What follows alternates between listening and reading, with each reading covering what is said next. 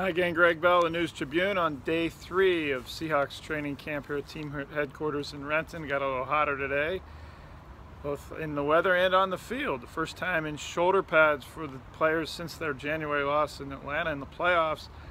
Frank Clark was in the middle of 2 of 3 skirmishes, I noticed. The first, the more impacting one, maybe to how this offensive line and defensive lines play this season, was Frank Clark, the second-year defensive end, running over Luke Joeckel, who played the most extensive action he's seen in team drills at left tackle since he signed in the offseason. Clark ran right over Joeckel. Then when Joeckel was already down and the play was over, Clark continued to go after him, and that's where the skirmish started.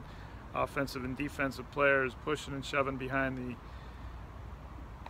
huddle, and the offense's huddle finally got broken up. The first skirmish was Thomas Rawls not liking that Kashi Palacio pushing him after the end of a running play.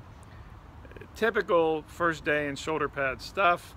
I frankly think the coaching staff and Pete Carroll love to see it, and that's why often they let it go and go on and on. The biggest surprise, I guess, the first day in pads was that Michael Bennon didn't fight anyone in pass rush drills or in team drills last year. Remember, he was fighting Jermaine Ifedi and Bradley Sowell and everybody else just about every day. Bennett was a non-participant in the 3 skirmishes today. News of the day: Kam Chancellor, you've heard by now, $25 million in guarantees in the extension. I got that from agent Alvin Keels. He confirmed that figure that ESPN Josina Anderson first reported on Tuesday morning.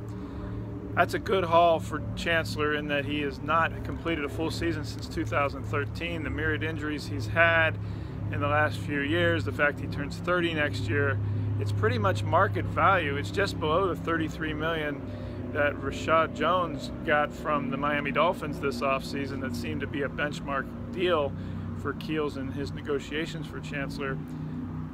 It was obvious the Seahawks weren't going to guarantee Chancellor $33 million, but to get 3/4 of that amount, $25 million, is a pretty good deal, and it's, to me, a thank you deal, which is pretty rare in the NFL. You see it in the NBA, Kobe Bryant and the Lakers getting 80-some million for thank you at the end of his career, but in the NFL, in the salary cap, it's not quite as common that you see a thank you deal based on past performance rather than future. But I think we can all agree the Seahawks are paying Chancellor more for what he's done since becoming a mainstay here in 2011, coming all the way back from a 5th-round pick to be the captain and really the soul of the team, compared to what he might do here in the next 2 years. I frankly might be surprised. I think the team might be surprised if he fulfills the 3 years of his extension, which won't start till next season. So he's under contract to 2020.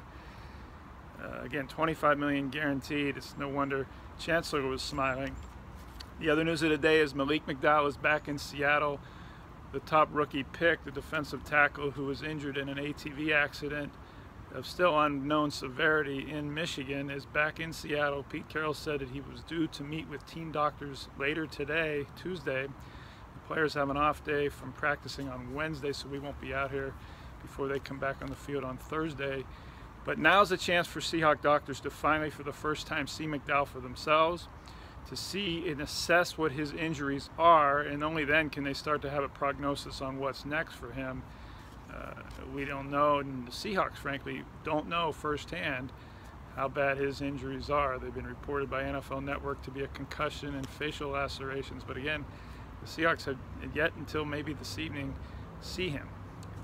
On the field, as mentioned, Joeckel had the most extensive work yet as left tackle. Deabushi was the right guard instead of Mark Lewinsky in the offensive line shuffle that's almost daily now. Tom Cable working guys all over the place. Pete Carroll went out of his way to say George Fant is not having any of this Joeckel at left tackle stuff, and that he is supremely in shape and confident and better off than he was this time last year. Fant battling with Joeckel for that left tackle spot.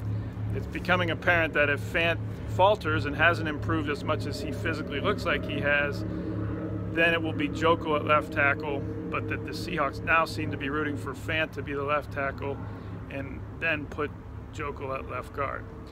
We'll see how that goes. Reese Odiambo was the left guard today while Joeckel was playing left tackle. Jimmy Graham looks great.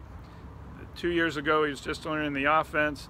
1 year ago, he just relearning to walk after patellar tendon surgery in his knee.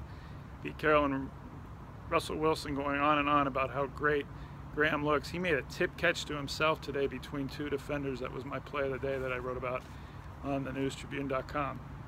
As I mentioned, the Seahawks are off tomorrow. I'll be back here when they practice on Thursday. Thanks for watching.